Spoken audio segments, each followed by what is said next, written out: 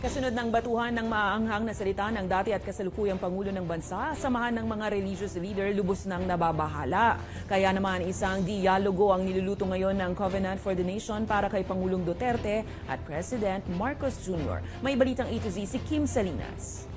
Hindi na bata mga nag-aaway, mga matatanda na yan.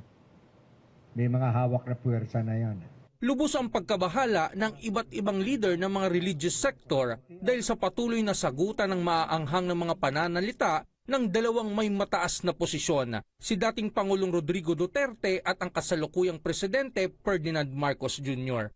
Nais ngayon ng grupo na magkasa ng isang interfaith prayer rally para sa kapayapaan at pagkakaisa ng buong bansa. Nais namin i-announce ang amin pong panawagan sa ating pong Pangulo at dating Pangulo na sumama at pangunahan ang isa pong nationwide prayer gathering na amin pong i-organize kasama ng lahat ng religious groups all over the Philippines. Naniniwala ako, personally, na ang lahat ng mga issues na maaaring pinagtatalunan ay nare-resolve ng talastasan, pag-uusap, pag-communicate. Mahalaga yon. Nakapagpadala na sila ng mga imbitasyon sa dalawang lider at positibo naman raw ang tugon dito ni former President Rodrigo Duterte. Nagpadala ho kami ng liham sa atin pong Pangulo at dating Pangulong Bongbong Marcos at Pangulong Rodrigo Duterte.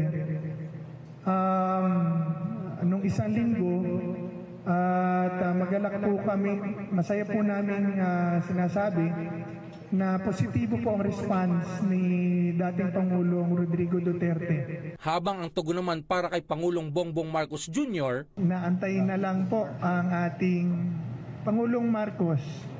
Kami po ay lumalapit at nananawagan na sana po ay pangunahan niya at tanggapin niya yung panawagan pong ito.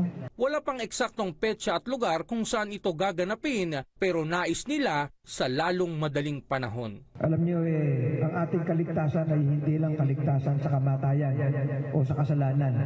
Kaligtasan din sa mga problemang nasa ating lipunan. Mahal na araw ay magandang magawa yung prayer rally or prayer gathering among the leaders. So yun po ang aming target. Patuloy nilang ibababad sa panalangin na sana tanggapin ni PBBM ang imbitasyon at inaasahang dadaluhan ito ng iba't ibang sekta ng relihiyon sa bansa.